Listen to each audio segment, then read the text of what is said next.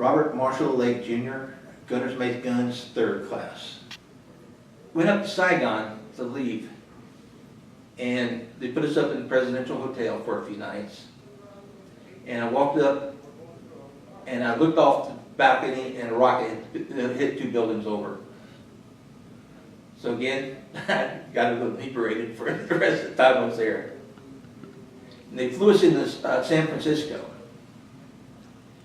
And this is what upset me a lot, is I was told the minute I get off the plane, to get out, to do it, to get out of my uniform, or else I'd probably be assaulted. And I was just doing when I was, you know, and to have to put up with that. So after that, I was assigned to a naval destroyer and the DD-714 William R. Rush. We did 1 Mediterranean cruise and 1 Caribbean cruise. We were out in Newport, Rhode Island. So I spent the rest of my naval career there. And I had nothing going for really, you know, I had no real fancy education or anything. And one day I was walking across the mess decks and I heard this guy from the Fry Institute out of Chicago talking about electronics school. Well, that's what I wanted in the first place. So I walked up to him and said, "How do you get into school?" He said, "All you got to do is sign up and we'll get you a GI Bill." And get you. So I went back to get my electronics finally. And I was 4th in my class. And I had a dozen job offers. DeVry at that time was the top school of its time. And this guy come in and asked me, now I'm a science fiction nut. I've read every science fiction book I could ever get my hands on. And he asked me, how would you like to go work at the Johnson Space Center on the Apollo flight simulator?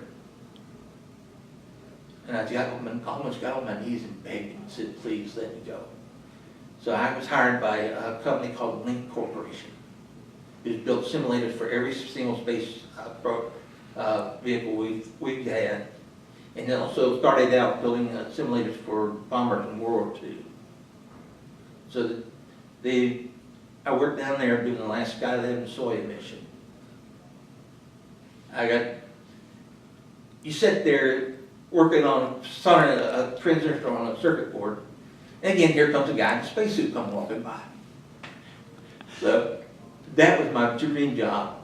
And once that kind of slowed down a little bit, I switched over to military simulators.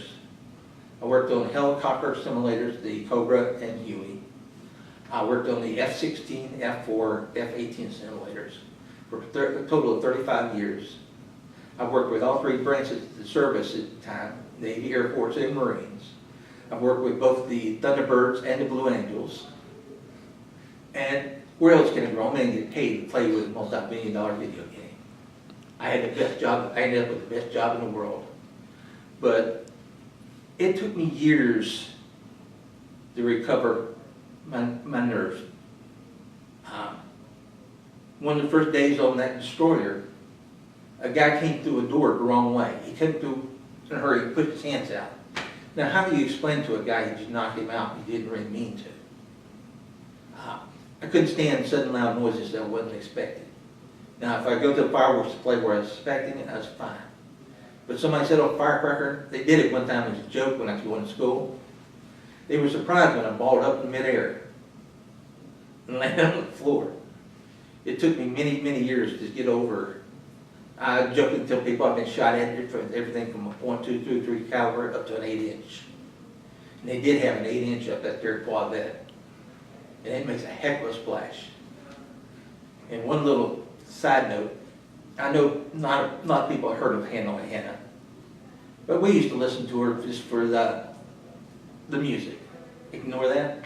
I've heard her now be killed in action twice. Said my boat was sunk with all hands twice. Yes, they did get a close round to us, but we didn't quite go down.